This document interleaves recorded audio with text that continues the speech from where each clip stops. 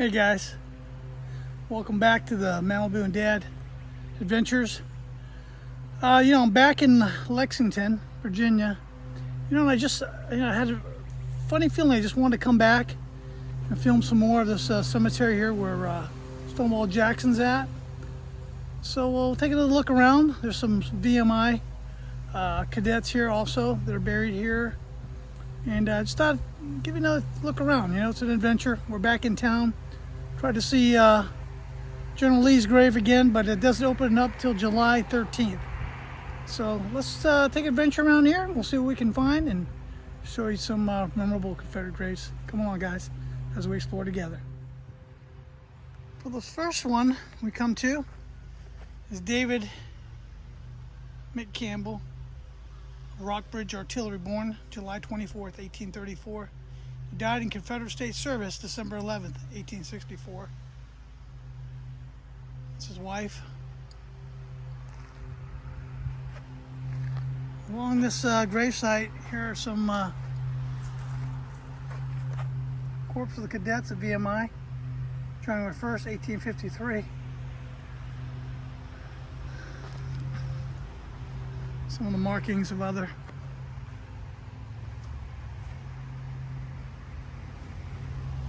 Confederate soldiers and their families. This is James K. Edmondson. He was a colonel of the 27th Virginia Infantry, Stonewall Brigade, born February 11th, 1832. He died March 31st, 1898. His grave is marked. Definitely one of the oldest cemeteries here in Lexington, bearing some of the names of some of the great officers and their families of the Confederate Army. And they're soldiers. They did their duty. We're not here to judge them. We're not here to relive the war. I'm just here to document for you guys the cemetery because it is very historical. It's really cool. I like old cemeteries anyway. But when you add a little bit of military history to it, it even makes it that much more cooler. So I thought I'd take you guys around, show you what you would see here, and it's just beautiful on the grave sites.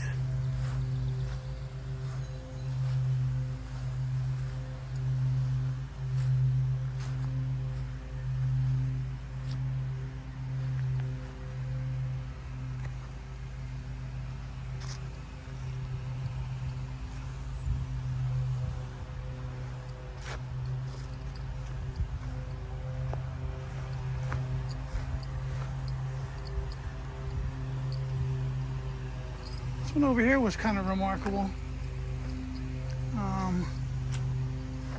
There's a couple of Confederate soldiers. William P. Hartigan and Matthew Cahill. This one here is really neat. This is General Thomas H. Williamson.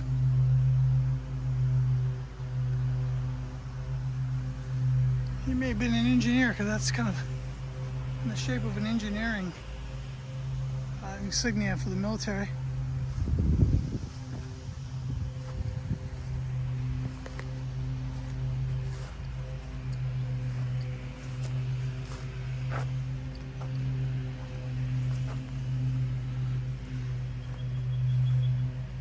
Obviously right here, General Stonewall Jackson's grave.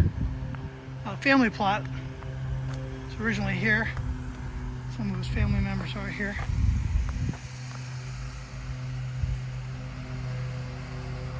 Here's where it started off here. We've got a colonel over there. As you walk through, it's more and more. This guy was Lieutenant Sam Houston Letcher.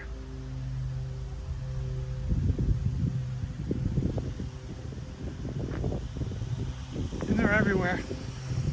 You'll see the Confederate symbols on their graves. Some were very old. Very hard to see. Some killed in battle, some just in old age. The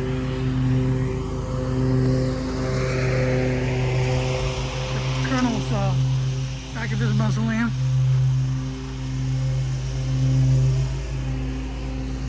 There's Reuben William N. Bumpus. Lieutenant Bumpus. Yeah, obviously he was in the Confederate States of America. He's got a marker showing he was a veteran. I apologize for the cutting the grass. And of course, the most famous gravesite here, Stonewall Jackson and his family, all here. And obviously I didn't know the first time around, but there's a couple different stories out there about the lemons on the grave. Two stories I heard, and I'll give them to you, is number one, General Jackson loved to eat fruit, and a lot of people said it was lemons. And he was seen, people remembering him, he was seen eating lemons during the time of the Civil War. But the other story I heard about him was that he actually liked peaches. But he couldn't get any peaches, I guess, during the Civil War. And so he ate lemons, because he just loved fruit. So I don't know. Just like everything in history, some things are known, some things are unknown, some are fact, some are fiction. I don't know. I wasn't there. It's just stories you hear. I wanted to believe that a little bit of both are true. And definitely was a great general. And he was at the VMI as a professor. Very smart man, a very godly man. Good Christian. So we were able to come back to the cemetery here, guys, where he rests. And I just want to bring you another look at it. Another chance to see some of these graves and Confederate graves. And General Jackson. And then what a lineage he had. A lot of his grandkids went on to become officers also in the military. The story of how he died is kind of sad. But you know, he was a complex man and did things his way. And it's just who he was. So here's his gravesite, guys, in Lexington, Virginia. And this is where he's at.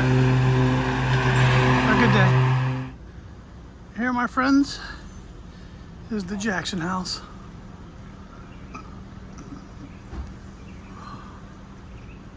And the museum.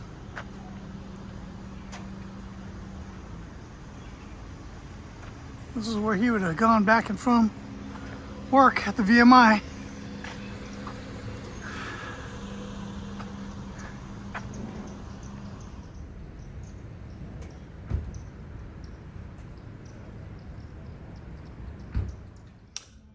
So General Jackson taught at the VMI, but here you see his sword. He actually went to West Point. And his classmates called him Old Jack because he was always so serious.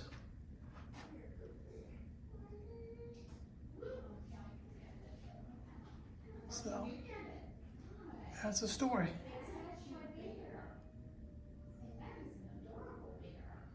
The sword is very old.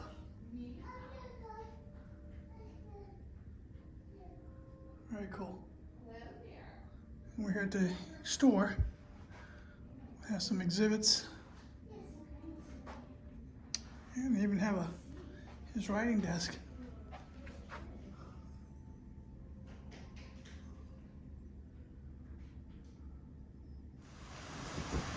This is the back of his home, his garden.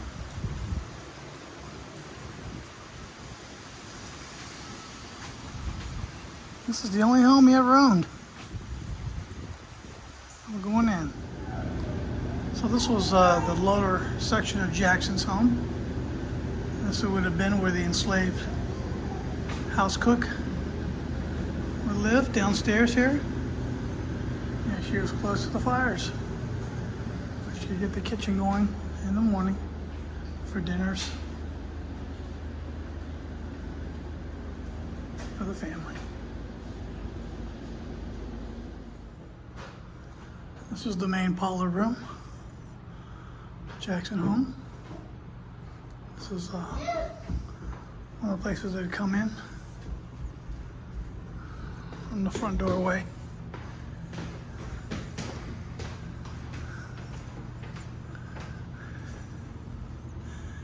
This would have been his bedroom.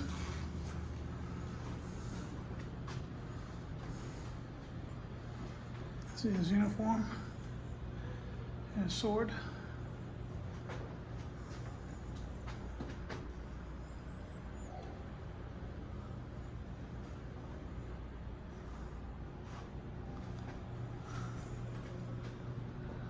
Shaving kit and gear.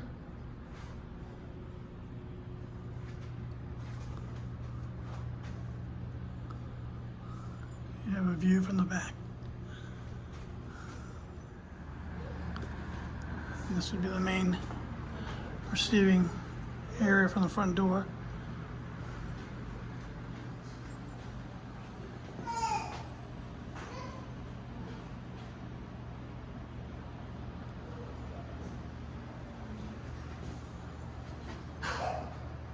And that'd be the view outside.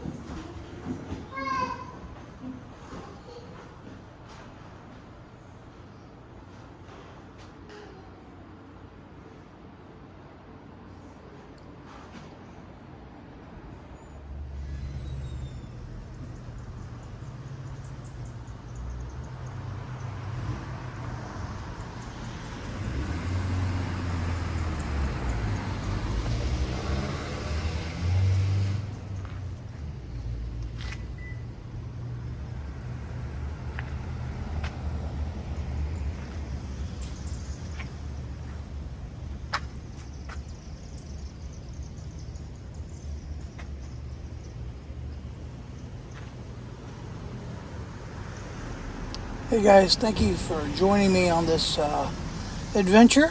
We are done here and there's more adventures to come, but I wanted to thank you for being a subscriber and love you guys. God bless you, and we'll see you on the next adventure.